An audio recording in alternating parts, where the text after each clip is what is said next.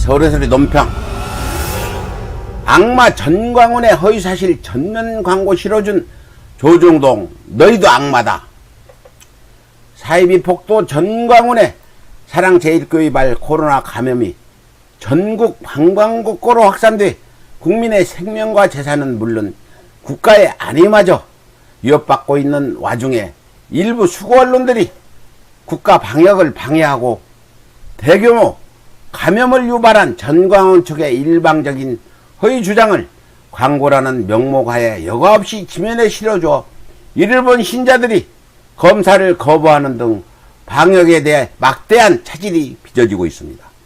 지난 20일 조선, 중앙, 동아 등 수고 언론들은 지면 전면 광고란에 사랑제일교회 및 전광훈 목사 대국민 입장문이란 전광훈 측의 일방적인 허위 주장을 아무런 여과 없이 그대로 게재했습니다. 대한민국 보수 언론을 대표한다는 조중동이 일제히 그것도 나라를 절체절명의 위기로 몰아넣을 수 있는 허위날조 주장을 광고로 포장해 유포한 것입니다. 더욱이 테러수기 전광훈은 광고의 대국민 입장문을 통해 정부가 필요에 따라 입맛에 따라서 코로나 확진자 숫자를 가지고 언제든지 국민을 들었다 놓았다 할 수 있다며 허위사실을 주장하면서 정부는 사랑제일교회와 광화문 집회 참여단체, 참여 일반 국민들을 상대로 무한대로 검사를 강요해 확진자 수를 확대해 가고 있다고 허위로 점철된 억지 주장을 펼쳤습니다. 그런데 무엇보다도 중대한 문제는 전광훈의 허위 광고가 사랑제일교회 신자나 집회 참여자들의 검사 거부를 조장해 본인은 물론 가족과 지역사회를 감염 위험으로 내몰 수 있다는 것입니다. 실제로 KBS가 입수한 사랑제일교회의 SNS를 보면 이미 교회의 허위 억지 주장을 하달받은 교인들이 일방적으로 정부를 비난하며 방역당국의 검사 요청을 거부해 지역사회가 심각한 감염 위험에 노출되는 위험천만한 상황이 전국 곳곳에서 벌어지고 있는 실정입니다.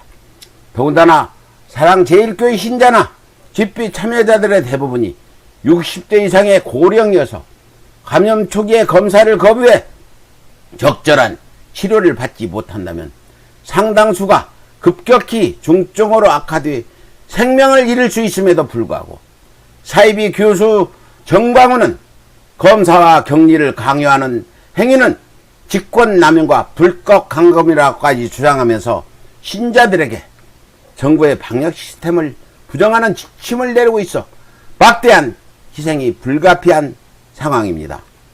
이렇듯 사이비 폭도 전광훈의 비이성적인 행태가 신자들은 물론 전 국민들의 생명을 위협하고 있는 절체절명의 상황에서 전광훈의 만행을 비판하고 신자들을 설득해 정부의 방역에 협조해야 할 수고 언론들이 오히려 전광훈의 허위 억지 주장을 전면 광고로 실어주면서 신자들의 정부에 대한 불신을 부채질해 나라를 위기로 몰아넣고 있으니 수구 적폐 조중동을 어찌 언론이라 말할 수 있으며 인두것만 썼을 뿐 어찌 감히 사람이라 할 수 있겠단 말입니까?